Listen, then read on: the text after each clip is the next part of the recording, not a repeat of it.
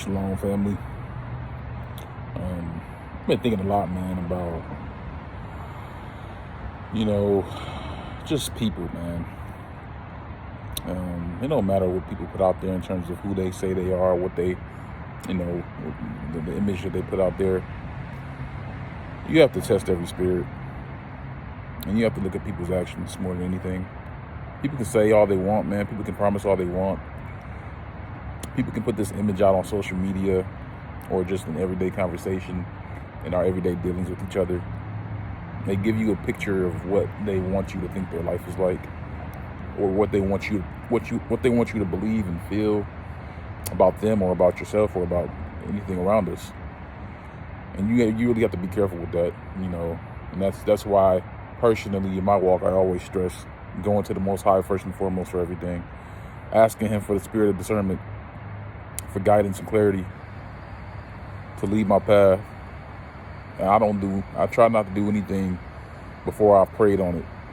There have been times in the past where I've been impulsive, but I try not to do anything until I've prayed on it, because more often than not, when you see that red flag, you got to believe it. You got to take it for what it is, And I've experienced this with friends, family, strangers, celebrities.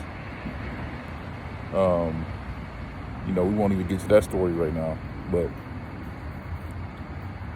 not everybody is who they say they are. Not everybody's living for the Most High the way they say they are. The images you see on social media, people are only showing you the best parts of their lives. They're not really being real and truthful and honest. And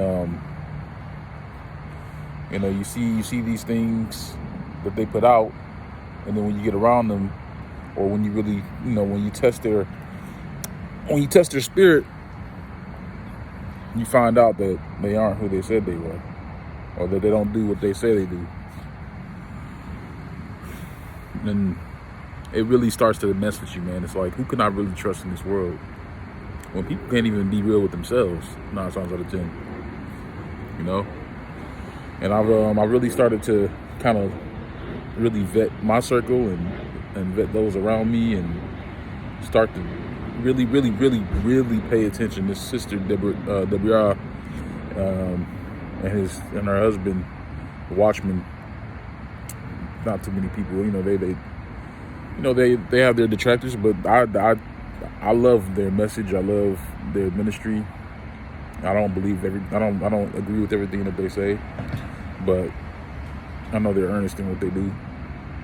And their whole thing is pay attention, and that's to everything. You got to pay attention to everything, because the devil walks around as a roaring lion, seeking whom he may devour.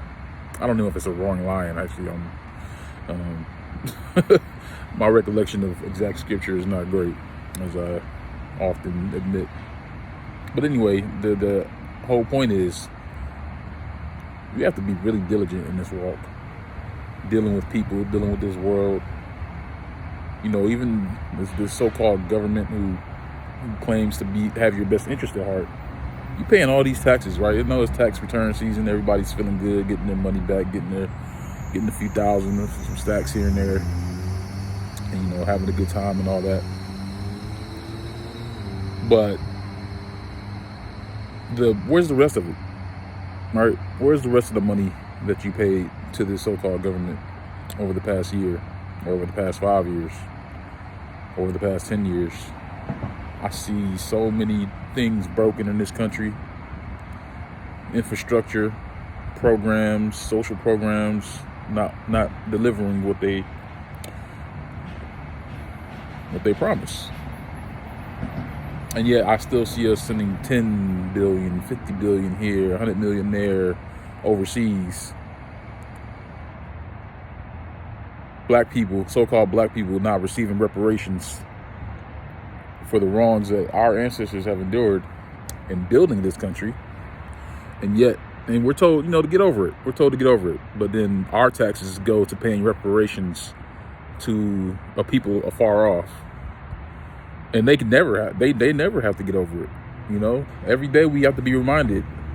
We were reminded of the atrocities of everyone else. But when we decide to speak speak up for our own, hey, get over it. And y'all, we accept this. We accept this like it's nothing. And I'm tired of it, man. If y'all can't see by now, the situation going on in Ohio.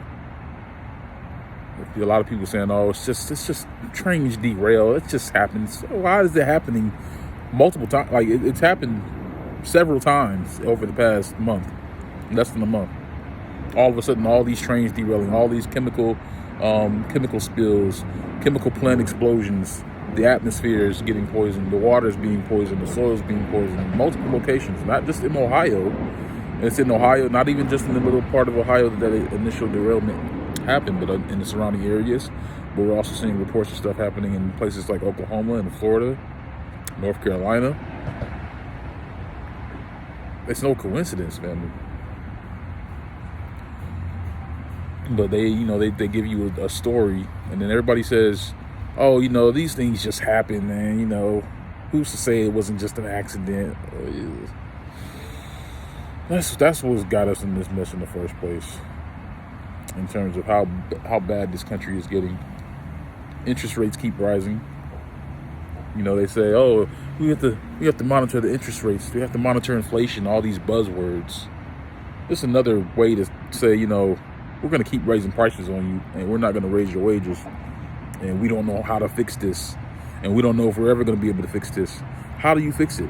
How do you actually fix such a huge deficit, nationwide, global deficit, except to exact more energy out of the people who work day in and day out tirelessly to keep the very system afloat? And we have to really think about who we are to these nations. We're nothing but commodities ourselves, human commodities. Ain't that what they call? That's why they call them the human resource department at your job. You're a human resource. You're a resource. Think about that. You're the resource of all the power that these countries have, and yet they won't do a damn thing to help you. And when people like me try to point this stuff out, we're called conspiracy theorists, we're called divisive, we're being hateful. So it doesn't even make sense. We're literally changing the definition of words. The stuff we teach and preach is unity and love for each other.